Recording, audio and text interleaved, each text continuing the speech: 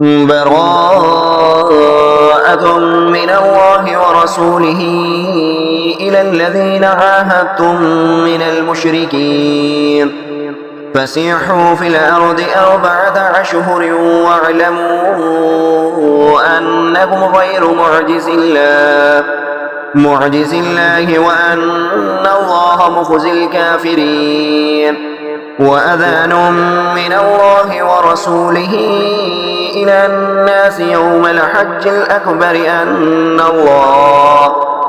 أن الله بريء من المشركين ورسوله فإن تبتم فهو خير لكم وإن توليتم فاعلموا أنكم غير معجز الله وبشر الذين كفروا بعذاب أليم إلا الذين عاهدتم من المشركين ثم لم ينقصوكم شيئا ولم يظاهروا عليكم أحدا فأتموا إليهم عهدهم إلى مدتهم إن الله يحب المتقين فإذا انسلخ الأشهر الحرم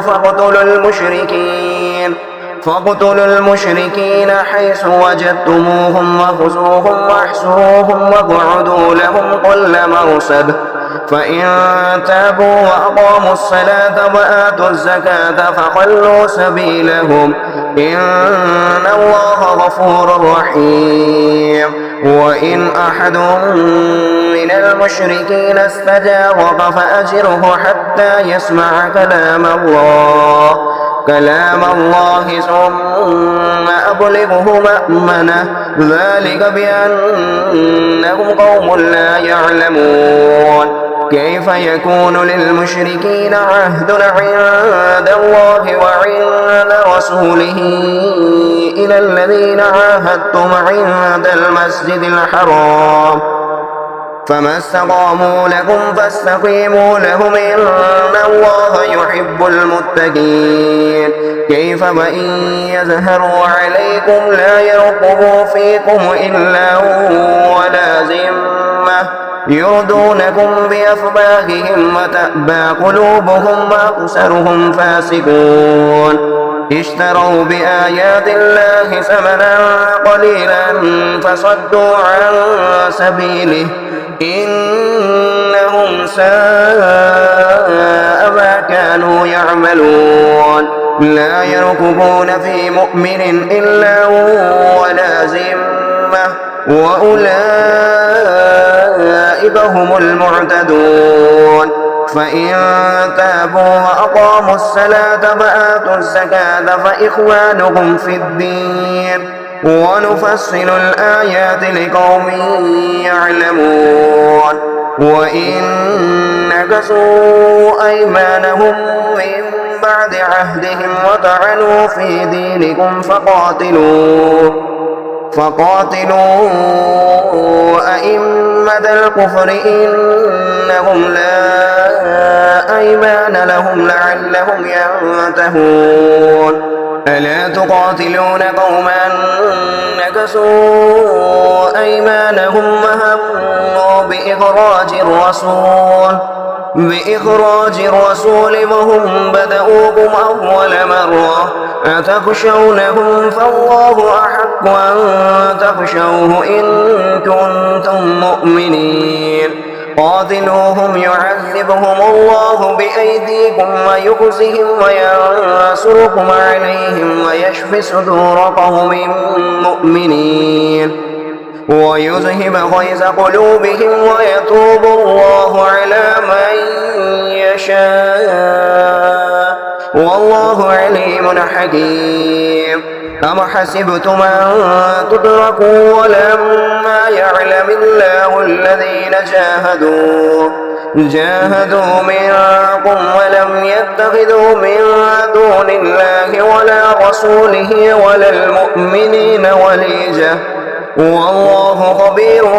بما تعملون ما كان للمشركين أن يعمروا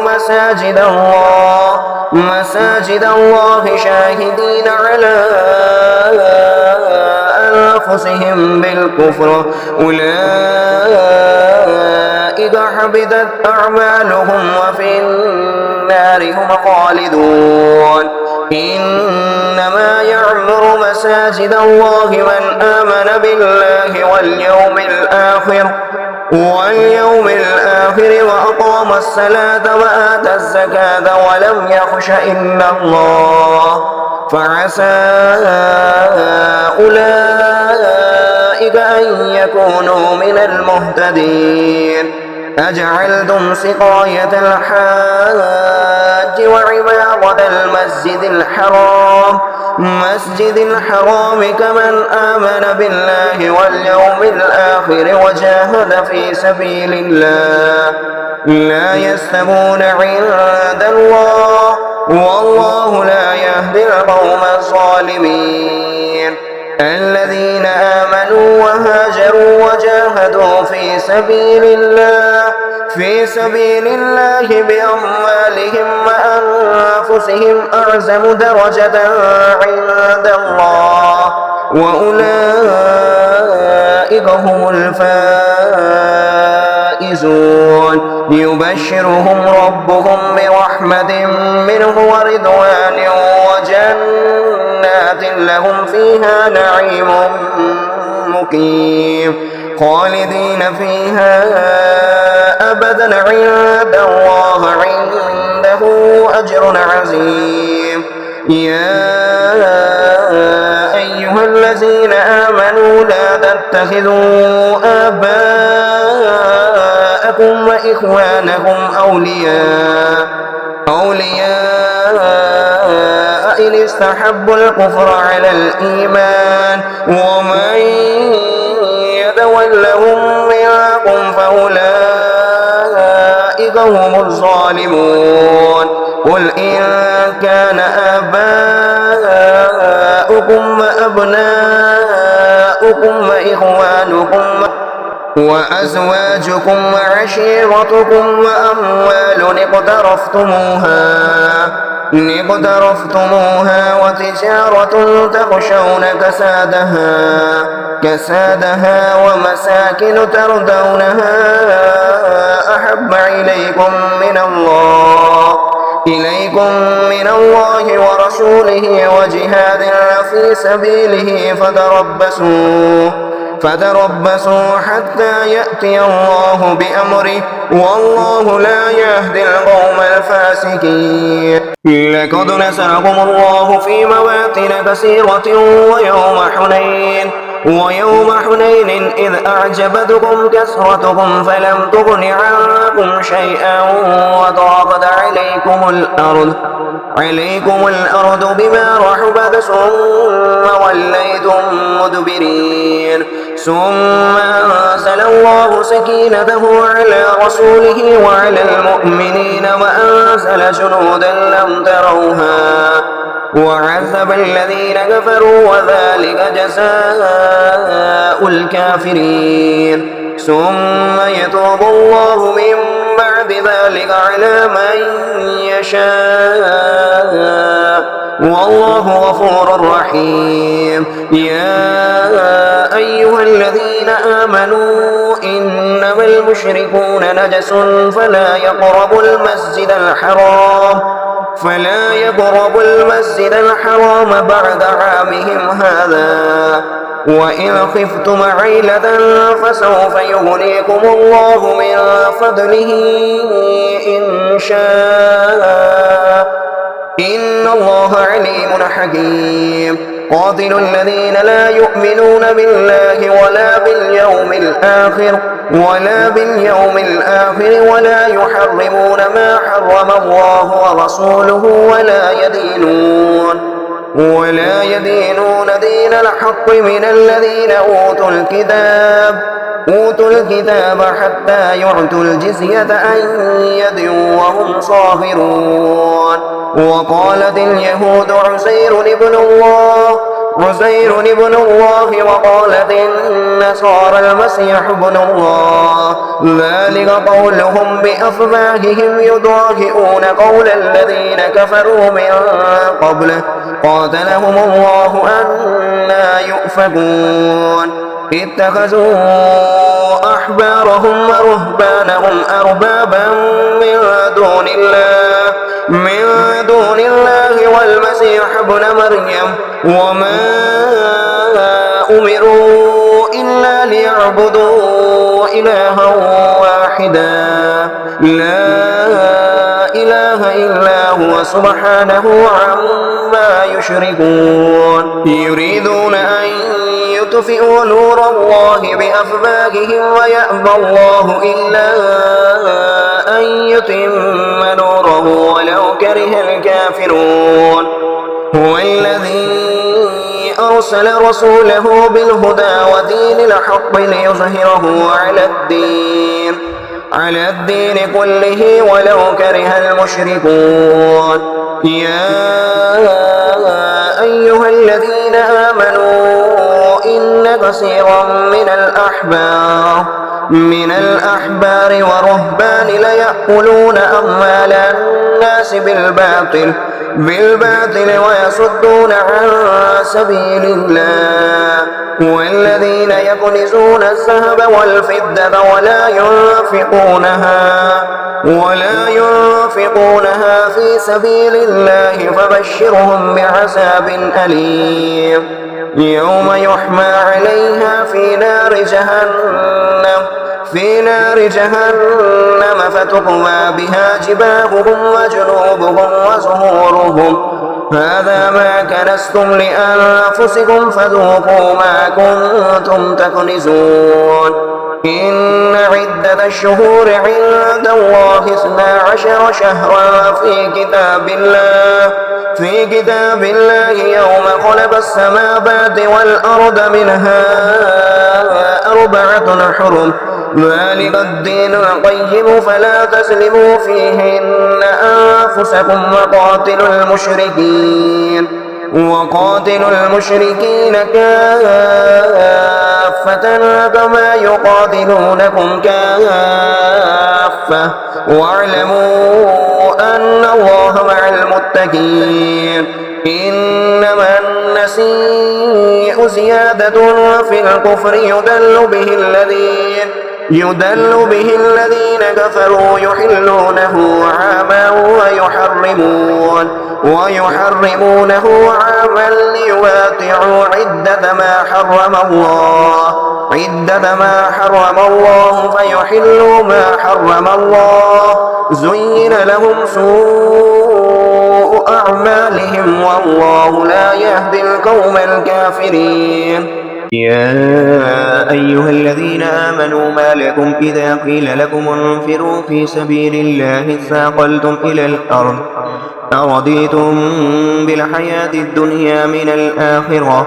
فما متاع الحياة الدنيا في الآخرة إلا قليل إلا تنفروا يعذبكم عذابا أليما ويستبدل قوما غيركم ولا تضروه شيئا والله على كل شيء قدير إلا تنصروه فقد نصره الله إذا أخرجه الذين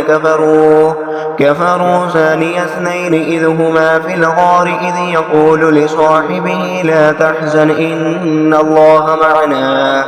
فأنزل الله سكينته عليه وأيده بجنود لم تروها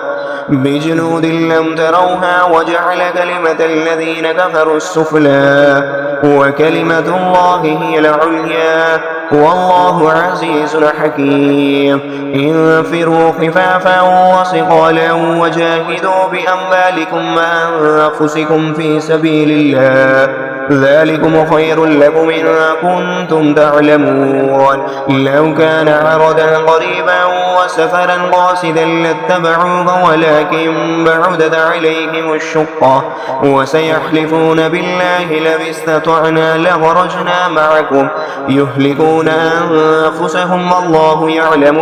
إنهم لكاذبون عفى الله عنك لما أذنت لهم حتى يتبين لك الذين صدقوا وتعلم الكاذبين لا يستأذنك الذين يؤمنون بالله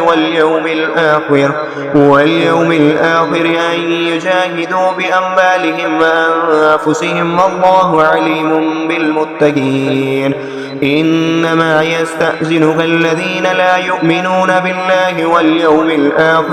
واليوم الآخر وارتابت قلوبهم فهم في ريبهم يترددون. ولو أرادوا الخروج لأعدوا له عدة ولكن كره الله بعاثهم فثبتهم وقيل اقعدوا مع القاعدين. لو خرجوا فيكم ما زادوكم إلا خبالا ولأودعوا خلالكم يبغونكم الفتنة وفيكم سماعون لهم والله عليم بالظالمين. لقد ابتغوا الفتنة من قبل وقلبوا لك الأمور حتى جاء الحق وزهر أمر الله وهم كارهون. ومنهم من يقول أصلي ولا تفتني ألا في الفتنة سقطوا وإن جهنم لمحيطة بالكافرين. إن تصبغ حسنة تسؤهم وإن تصبغ مصيبة يقولوا قد أخذنا أمرنا من قبل ويتملوا وهم فرحون. قل لن يصيبنا إلا ما كتب الله لنا هو مولانا وعلى الله فليتوكل المؤمنون. قل هل تربصون بنا إلا إحدى الحسنيين ونحن نتربص بكم أن يصيبكم الله بعذاب من عنده أو بأيدينا فتربصوا إنا معكم متربصون. قل أنفقوا طوعا أو كرها لن يتقبل منكم إنكم كنتم قوما فاسقين. وما منعهم أن تقبل منهم نفقاتهم إلا أنهم كفروا بالله وبرسوله ولا يأتون الصلاة إلا وهم كسالى ولا ينفقون إلا وهم كارهون. فلا تعجبك أموالهم ولا أولادهم إنما يريد الله ليعذبهم بها في الحياة الدنيا وتزهق أنفسهم وهم كافرون. ويحلفون بالله إنهم لمنكم وما هم منكم ولكنهم قوم يفرقون. لو يجدون ملجا أو مغارات أو مدخلا لولوا إليه وهم يجمحون. ومنهم من يلمزك في الصدقات فإن أعطوا منها رضوا وإن لم يعطوا منها إذا هم يسخطون. ولو أنهم رضوا ما آتاهم الله ورسوله وقالوا حسبنا الله سيؤتينا الله من فضله ورسوله إنا إلى الله راغبون. إنما الصدقات للفقراء والمساكين والعاملين عليها والمؤلفة قلوبهم وفي الرقاب والغارمين وفي سبيل الله وابن السبيل فريضة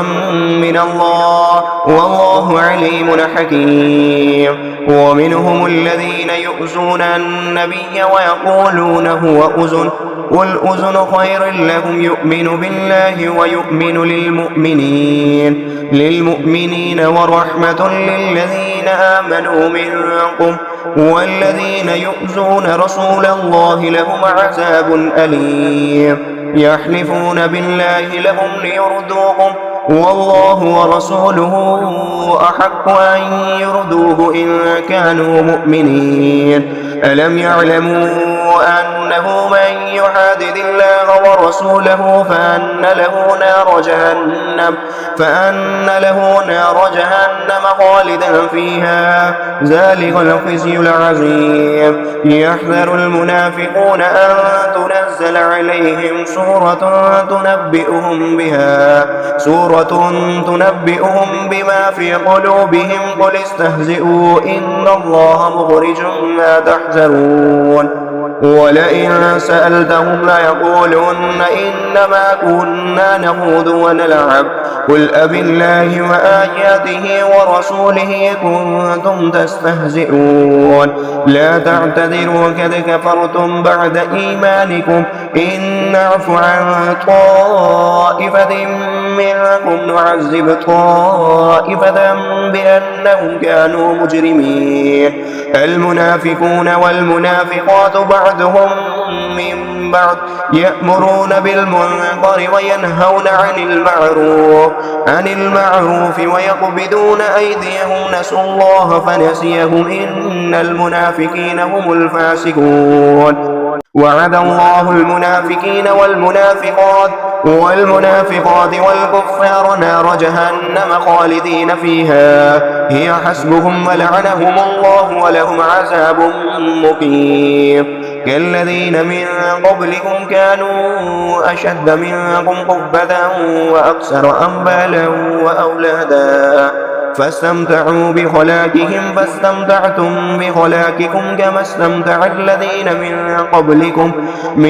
قبلكم بخلاقهم وخذتم كالذي خاضوا أولئك حبطت أعمالهم في الدنيا والآخرة وأولئك هم الخاسرون.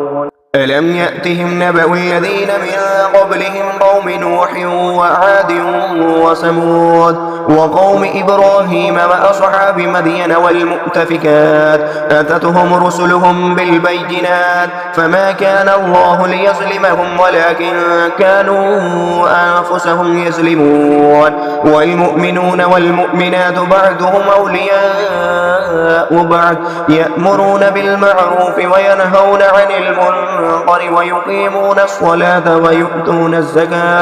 ويؤتون الزكاة ويطيعون الله ورسوله أولئك سيرحمهم الله إن الله عزيز حكيم. وعد الله المؤمنين والمؤمنات جنات تجري من تحتها الأنهار خالدين فيها ومساكن طيبة في جنات عدن ورضوان من الله أكبر ذلك هو الفوز العظيم. يا أيها النبي جاهد الكفار والمنافقين واغلظ عليهم ومأواهم جهنم وبئس المصير. يحلفون بالله ما قالوا ولقد قالوا كلمة الكفر وكفروا بعد إسلامهم وهموا بما لم ينالوا وما نقموا إلا أن أغناهم الله ورسوله من فضله فإن يتوبوا يك خيرا لهم وإن يتولوا يعذبهم الله عذابا أليما في الدنيا والآخرة وما لهم في الأرض من ولي ولا نصير. ومنهم من عاهد الله لئن آتانا من فضله لنصدقن ولنكونن من الصالحين فلما آتاهم من فضله بخلوا به وتولوا وهم معرضون فأعقبهم نفاقا في قلوبهم إلى يوم يلقونه بما أخلفوا الله ما وعدوه وبما كانوا يكسبون. ألم يعلموا أن الله يعلم سرهم ونجواهم وأن الله علام الغيوب. الذين يلبسون المطبئين من المؤمنين في الصدقات والذين لا يجدون إلا جهدهم فيسخرون منهم سخر الله منهم ولهم عذاب أليم. استغفر لهم أو لا تستغفر لهم إن تستغفر لهم 70 مرة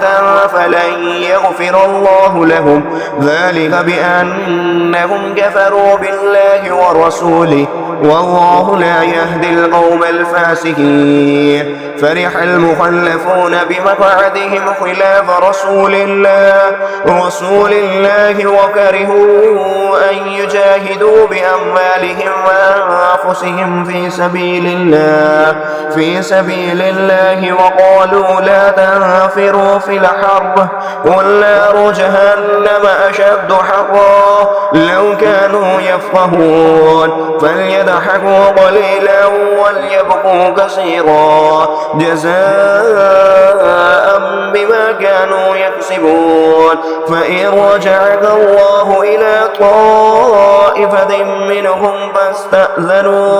فاستأذنوك للخروج فقل لن تخرجوا معي أبدا ولن تقاتلوا معي عدوا إنكم رضيتم بالقعود أول مرة فاقعدوا مع الخالفين ولا تصل على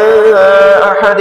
منهم مات أبدا ولا تقم على قبره إنهم كفروا بالله ورسوله وماتوا وهم فاسقون. ولا تعجبك أموالهم وأولادهم إنما يريد الله أن يعذبهم بها في الدنيا وتذهب أنفسهم وهم كافرون. وإذا أنزلت سورة أن آمنوا بالله وجاهدوا مع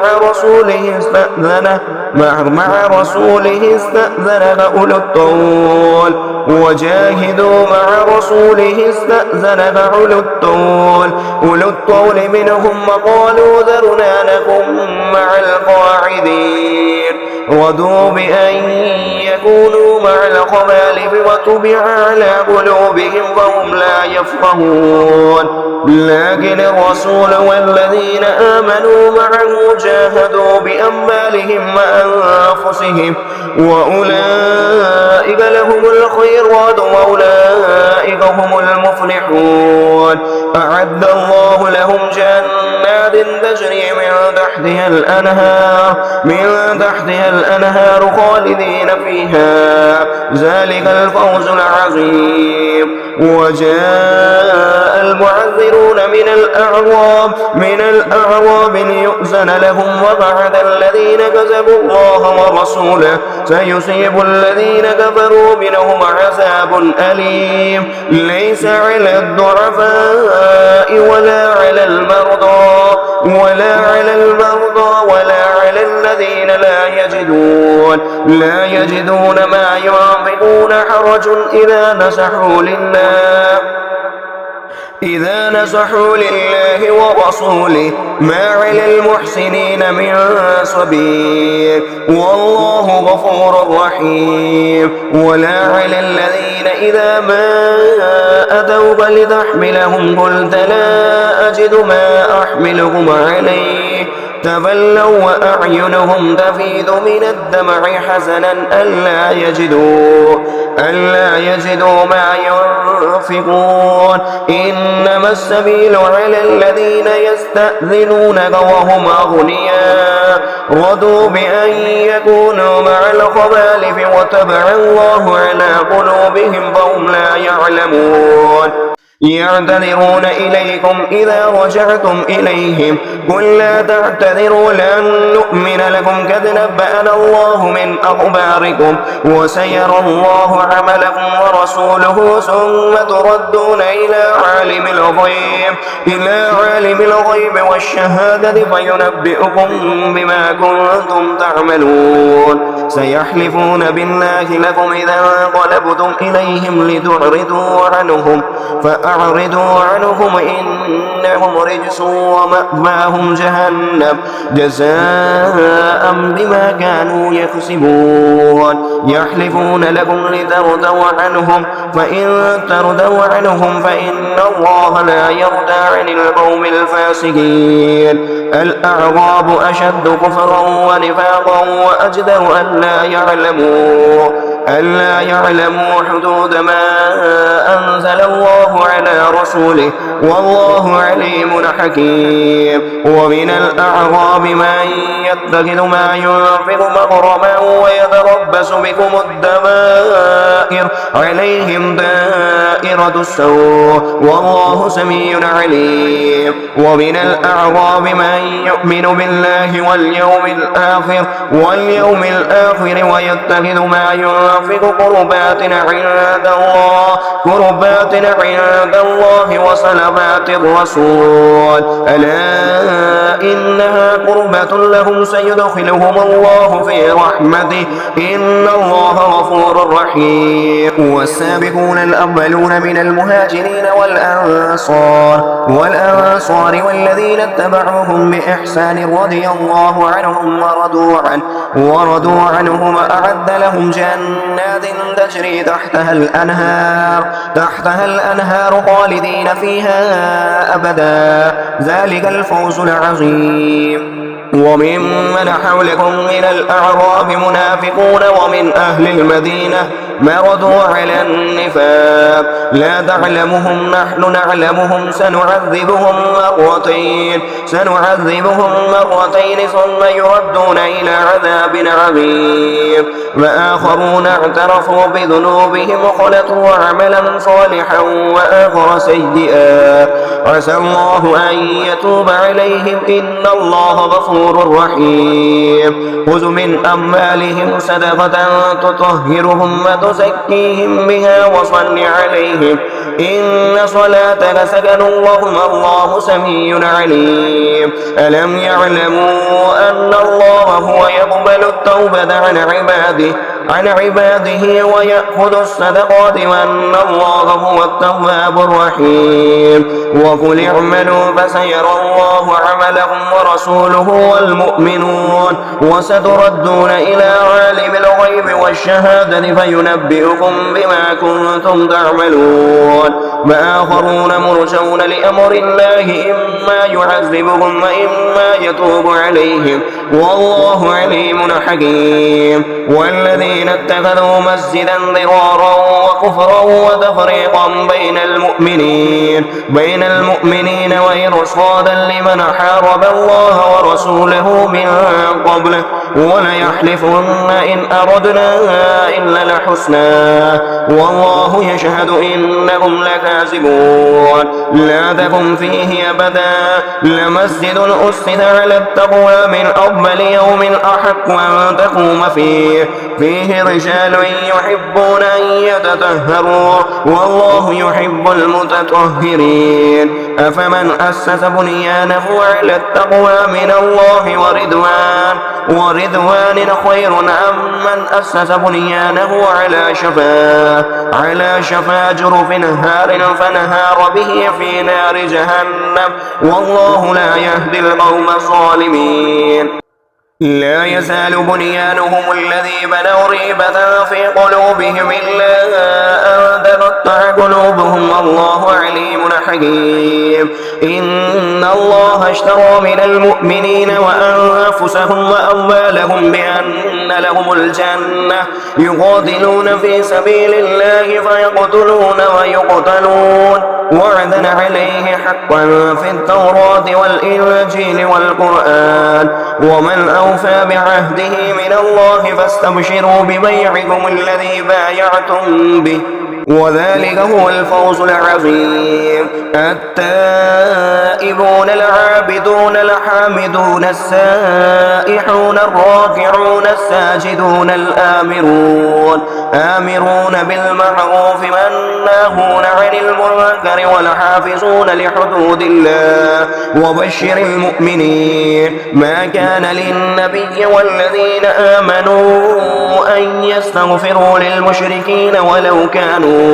ولو كانوا أولي قربى من بعد ما تبين لهم أنهم أصحاب الجحيم. وما كان استغفار إبراهيم لأبيه لأبيه إلا عن موعدة وعدها إياه فلما تبين له أنه عدو لله تبرأ منه إن إبراهيم لأواه حليم وما كان الله ليضل قوما بعد إذ هداهم حتى يبين لهم ما يتقون إن الله بكل شيء عليم إن الله له ملك السماوات والأرض يحيي ويميت وما لكم من دون الله من ولي ولا نصير لقد تاب الله على النبي والمهاجرين والأنصار الذين اتبعوه في ساعة العسرة من بعد ما كاد يزيغ قلوب فريق منهم ثم تاب عليهم إنه بهم رؤوف رحيم وعلى الثلاثة الذين خلفوا حتى إذا ضاقت عليهم الأرض بما رحبت وضاقت عليهم أنفسهم وظنوا أن لا ملجأ من الله إلا إليه ثم تاب عليهم ليتوبوا إن الله هو التواب الرحيم يا أيها الذين آمنوا اتقوا الله وكونوا مع الصادقين ما كان لأهل المدينة ومن حولهم من الأعراب أن يتخلفوا عن رسول الله ولا يرغبوا بأنفسهم عن نفسه ذلك بأنهم لا يصيبهم ظمأ ولا نسب ولا مخمصة في سبيل الله ولا يطؤون موت أن يزيغ الكفار ولا ينالون من عدو نيلا إلا كتب لهم به عمل صالح إن الله لا يضيع أجر المحسنين ولا ينفقون نفقة صغيرة ولا كبيرة ولا يقطعون واديا إلا كتب لهم ليجزيهم الله أحسن ما كانوا يعملون وما كان المؤمنون لينفروا كافة فلولا نفر من كل فرقة منهم طائفة ليتفقهوا في الدين ولينذروا قومهم إذا رجعوا إليهم لعلهم يحزنون يا أيها الذين آمنوا قاتلوا الذين يلونكم من الكفار وليجدوا فيكم غلظة واعلموا أن الله مع المتقين وإذا ما أنزلت سورة فمنهم من يقول أيكم زادته هذه إيمانا فأما الذين آمنوا فزادتهم إيمانا وهم يستبشرون وأما الذين في قلوبهم مرض فزادتهم رجسا إلى رجسهم وماتوا وهم كافرون أولا يرون أنهم يفتنون في كل عام مرة أو مرتين ثم لا يتوبون ولا هم يذكرون وإذا ما أنزلت سورة نذر بعضهم إلى بعض هل يراهم من أحد ثم انصرفوا صرف الله قلوبهم بأنهم قوم لا يفقهون لقد جاءكم رسول من أنفسكم عزيز عليه ما عنتم حريص عليكم بالمؤمنين رؤوف رحيم فإن تولوا فقل حسبي الله لا إله إلا هو عليه توكلت وهو رب العرش العظيم